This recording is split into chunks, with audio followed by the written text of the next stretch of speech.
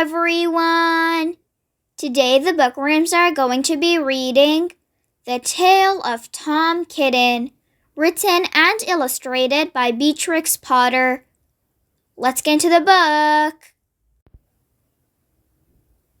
Once upon a time, there were 3 little kittens, and their names were Mittens, Tom Kittens, and Moppet. They had dear little fur coats of their own, and they tumbled about the doorstep and played in the dust. But one day, their mother, Mrs. Tabitha Twitchit, expected friends to tea, so she fetched the kittens indoors to wash and dress them before the fine company arrived. First, she scrubbed their faces. This one is Moppet. Then she brushed their fur. This one is Mittens. Then she combed their tails and whiskers. This is Tom Kitten. Tom was very naughty, and he scratched. Mrs. Tabitha dressed Moppet and Mittens in clean pinafores and tuckers, and then she took all sorts of elegant, uncomfortable clothes out of a chest of drawers in order to dress up her son Thomas. Tom Kitten was very fat, and he had grown. Several buttons burst off. His mother sewed them on again. When the 3 kittens were ready, Mrs. Tabitha unwisely turned them out into the garden to be out of the way while she made hot buttered toast. Now, keep your frocks clean, children. You must walk on your hind legs. Keep away from the dirty ash pit, and from Sally, Henny, Penny, and from the pigsty and the Puddle Ducks. Moppet and Mittens walked down the garden path unsteadily. Presently, they trod upon their pinafores and fell on their noses. When they stood up, there were several green smears. "Let us climb up the rockery and sit on the garden wall," said Moppet. They turned their pinafores back to front and went up with a skip and a jump. Moppet's white tucker fell down into the road.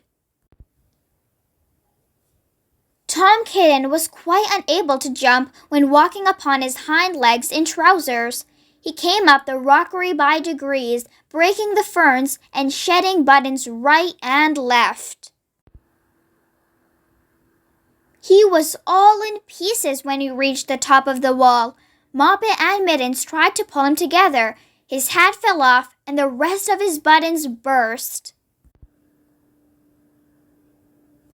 While they were in difficulties, there was a pit-pat, puddle-pat, and the 3 Puddle Ducks came along the hard, high road, marching one behind the other and doing the goose step. Pit-pat, paddle-pat, pit-pat, waddle-pat. They stopped and stood in a row and stared up at the kittens. They had very small eyes and looked surprised.